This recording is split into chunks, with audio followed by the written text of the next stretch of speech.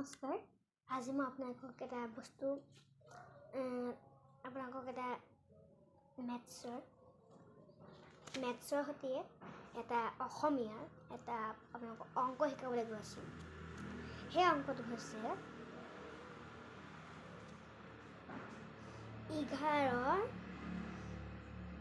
11তে সবতছে সৰু নাম্বাৰটো মানে সংখ্যাটো কি?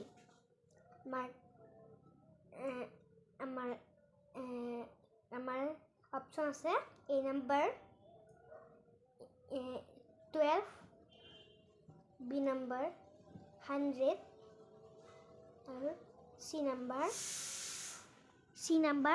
5 আৰু ইয়াৰ ভিতৰত কি হ'ব আপোনালোকে সেইটো কমেণ্টত দিব পাৰে।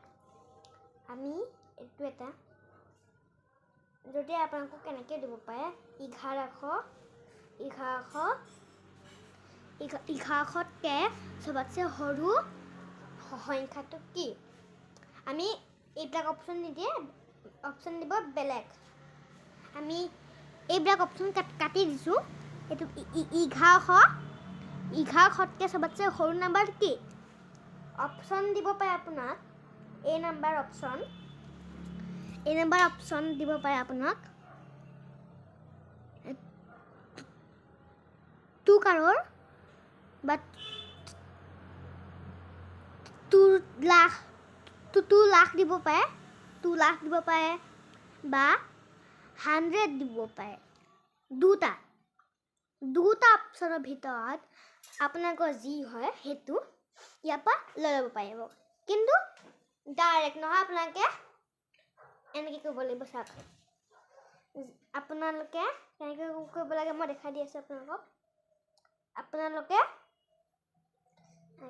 আঁচ এডাল পাই ল'ব। এনেকৈ চাওক, এনেকৈ আঁচ এডাল পাই লৈ ইয়াত লিখিব 20 লিখি ল'ব।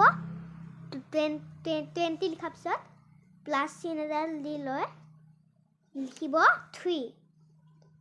তাৰপিছত এইকণত লিখিব, এইকণ জেগাত লিখিব আপুনি 100 লিখিলে আমাৰ এনচাৰটো তাত ওলাই যাব। সেইটো হ'ল আপোনাৰ এনেকৈ নোলাব। আপুনি লিখিব লাগিব 100 লিখিলে নহ'ব। আপুনি লিখিব লাগিব মাইনাছ দি পেলাই 20 মাইনাছ 20 প্লাছ 3 তাৰপিছত 1100 তাত প্লাছ দি পেলাই আপোনালোকে লিখিব লাগিব। প্লাছ দি পেলাই আপোনালোকে 11 হৈ গ'ল। 11ৰ পৰা আমি এটা 1 কাটি দিম। এটা 1 সেই ক্ৰছ মাৰি দিয়াৰ পিছত আমি 100টোৰ যোনটো দুটা শূন্য আমি তলত লিখি ল'লোঁ। তাৰপিছত চাকে লিখিলেছোঁ আপোনালোকে চাই যাব পাৰিব। ইয়াত তাৰপিছত আমি তাৰ পিছফালে 1টো লিখি দিম। তো আমি 1টো তাৰ আগলৈ আনি দিম। তেতিয়া হৈ যাব আমাৰ এনচাৰটো ওলাই গ'ল। এনচাৰটো হ'ব আমাৰ 100 আপুনি টিক মাৰি দিব লাগিব বা চাৰ্কুল দিব লাগিব। মই ইতিমধ্যে টিক মাৰি দিছোঁ। আৰু আমাৰ যোনটো নেক্সটটো হৈছে আমি অসমীয়াৰ পৰা মেথছ কেনেকৈ পঢ়িব পাৰোঁ। কিছুমানে এইটো এনেকৈ মিছা কথা বুলি ভাবে, কিন্তু সেইবিলাক অসম্ভৱ। আমি সঁচাকৈ অসমীয়াৰ পৰা মেথছলৈও নিব পাৰোঁ। অসমীয়াৰ পৰা মেথছলৈ আমি এক জেগাৰ পৰা সেইটো জেগালৈ নিব পাৰোঁ। তেনেকৈ ইয়াত মই লিখিম 11 অসমীয়া 11 লিখি পেলাই প্লাছ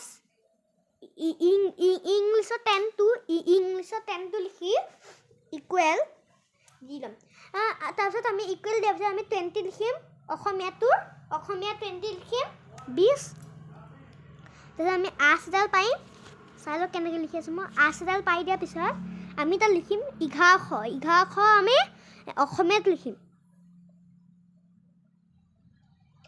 1100 লিখাৰ পিছত আমি প্লাছ দিম। তাৰপিছত আমি 100টো লিখিম ইংলিছত। 100টো লিখাৰ পিছত আমি এতিয়া হৈ গৈছে আমি লিখিম এতিয়া আঁচডাল দি লৈ পেলাই 100 লিখাৰ পিছত আঁচডাল দিম সৰুকৈ আঁচডাল দি দিব লাগিব তাৰপিছত আমি কি কৰিব লাগিব আমি ইয়াতে লিখিম 11 ইংলিছৰ 11 লিখি ল'ম তাৰপিছত প্লাছ চিন দি লৈ আমি এইটো আমি এনেকৈ চাওক আমি 11টো যেন অসমীয়া লিখিছিলোঁ ফাৰ্ষ্ট লাইনত আমি 11ৰ পৰা 1টা 1 মানে এটা 1 আমি তললৈ একদম তললৈ লৈ আনিম এটা 1 আগতে হওক পিছলৈ হওক যিকোনো এটা 1 আমি তলত লৈ আনিম যেনেকৈ মই লৈ আনিছোঁ এইফালে আঁচডাল টানি এনেকৈ আহি ইয়াত আছে এতিয়া আমি সেইটোৱে 1 আমি ইয়াত লিখি দিম লিখি দিয়াৰ পিছত প্লাছ 2টো আমি ইংলিছত লিখিব লাগিব লিখি দিলোঁ আৰু যদি এই ভিডিঅ'টো চাই আপোনালোকে ভাল পাইছে কমেণ্টত জনাব আৰু লাইক ছাবস্ক্ৰাইব কৰিব শ্বেয়াৰ কৰিব আৰু বলক আমি আগলৈ বাঢ়োঁ তো এতিয়া এই 1 আৰু 2 প্লাছ কৰি দিয়াৰ পিছত আমি কি কৰিম ইকুৱেল চিনটো দিম 1 আৰু 11 2 হৈ গৈছিল হা 11 2 হৈ যোৱাৰ পিছত আমি 11ৰ পৰা এটা 1 আনিছোঁ সেইটো 1 হৈ যাব আৰু আমি 2টো যেন ইংলিছত লিখিছোঁ সেইটো 2 হ'ব তেতিয়া আমি 1 প্লাছ 2 তেতিয়া আমাৰ এনচাৰ ওলাব 3 আপোনালোকে অংক এনেকৈ কৰিব পাৰে যদিহে প্লাছ মাইনাছ দিয়ে যদি আপোনালোকৰ এনেকৈ লাৰ্ণ হোৱা নাই এই ভিডিঅ'টো যোনবিলাক কণমানি ল'ৰা ছোৱালী আছে সেইবিলাকৰ কাৰণে মই বনাইছোঁ যোনবিলাকে মেথছ প্লাছ মাইনাছ সেইবিলাক নোৱাৰে আপোনালোকে পেৰেণ্টছেও এনেকৈ আপোনালোকৰ ছাত্ৰ ছাত্ৰী আপোনালোকে এনেকৈ আপোনাৰ ল'ৰা ছোৱালীক এনেকৈ শিকাব পাৰে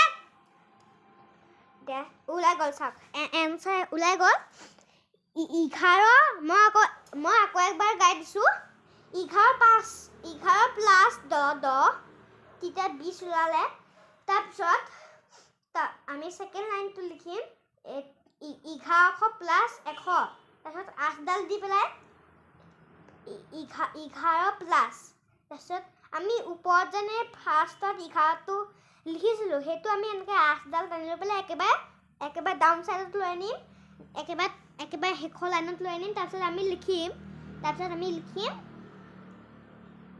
লিখিম আপোনাৰ 11 প্লাছ 2 কিন্তু আমি 11ৰ পৰা এটা 1 আনিছোঁ সেইটো হ'ব 1 প্লাছ 2 ইকুৱেল 3 এনেকৈ ওলাই গ'ল যদিহে ভিডিঅ'টো চাই আপোনালোকৰ ভাল লাগিল প্লিজ লাইক ছাবস্ক্ৰাইব কৰি দিব আজিয়ে মানে